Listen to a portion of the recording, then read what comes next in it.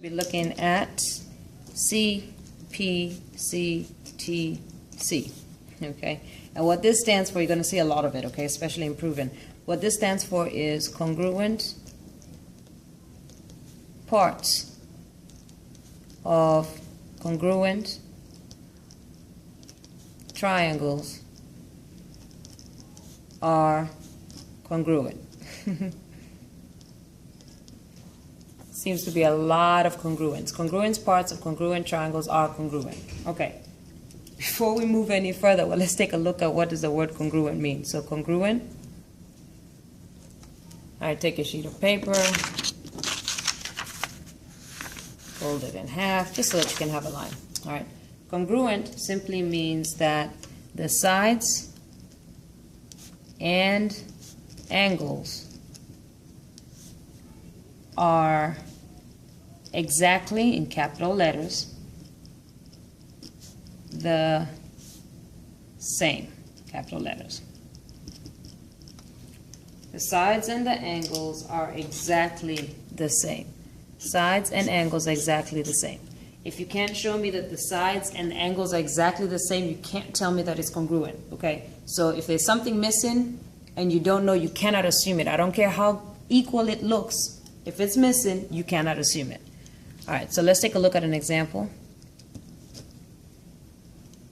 All right, you're going to try and draw this as accurately as possible. Draw a sloping line, line down. Just make sure this one is sloping. Everything else is straight. All right, do this on the other side. Sloping, straight. Okay, and let's label it A, B, C, D. A, B, C, D. All right. Now, when you're dealing with congruence, by the way, you need to go in order. So you see how it goes A, B, C, D. Don't go A, D, C, B. Go A, B, C, D. So go in order. A, B, C, D is congruent, and congruent, the congruent symbol is just the equal sign with the little squiggly line, is congruent to. Now, because I want to make this exactly this, I have to go in the same order. So I have to find out where is A in this shape. Okay, where is A in this shape? Does it look like it's here?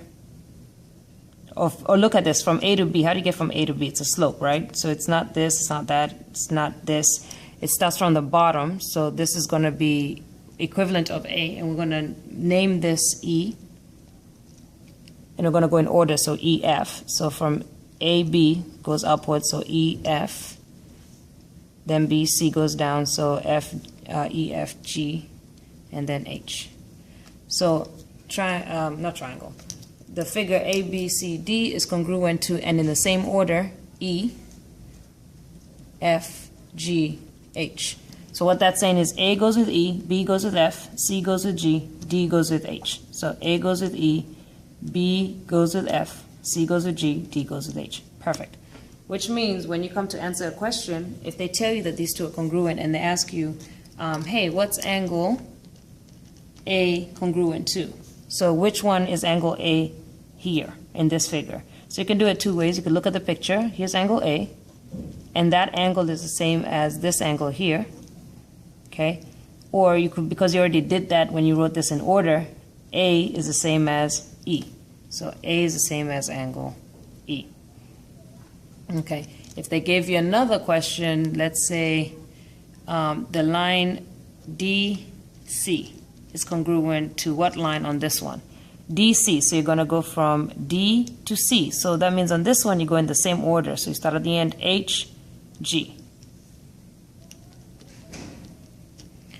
If you need to get it from the picture, you can still do it, D to C, D to C, okay? D to C. So that's right underneath the angle A, and then you go to C. So right underneath that angle, then you go to C. So H, G. So you could do it from the picture, or you could do it from the letters. All right, let's just do one more.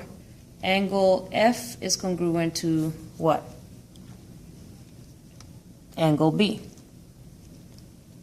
All right, because F is right here, which is on the top of E, so B is right there on the top of A. Or you look over here, B, angle F and B, so the second one. All right, so that's all it is. Congruent means sides and angles are exactly the same. All right, now I'm going to give you a quick quiz.